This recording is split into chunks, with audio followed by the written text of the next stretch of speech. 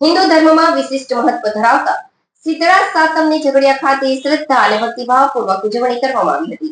ઝઘડિયાના હનુમાનજી મંદિર ખાતે મોટી સંખ્યામાં મહિલાઓએ એકત્રિત થઈ માતા શીતળાની પૂજા અર્ચના કરી હતી. ઝઘડિયાના વિવિધ મંદિર ખાતે મોટી સંખ્યામાં મહિલાઓએ એકત્રિત થઈ માતા શીતળાની પૂજા અર્ચના કરી હતી. હનુમાનજી મંદિર ખાતે શાસ્ત્રી વાસુદેવ પુરોહિત દ્વારા વિધિવત પૂજા અર્ચના કરવામાં આવી હતી.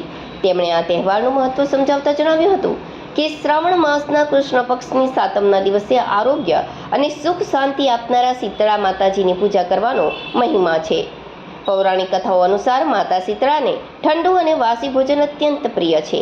આ દિવસે ઘરમાં ચૂલો સળગાવવામાં આવતો નથી અને એક દિવસ અગાઉ રાંધણ છઠના દિવસે બનાવેલું ભોજન જ માતાજીને નૈવેદ્ય તરીકે ધરાવી પ્રસાદ રૂપે આરોગવામાં આવે છે.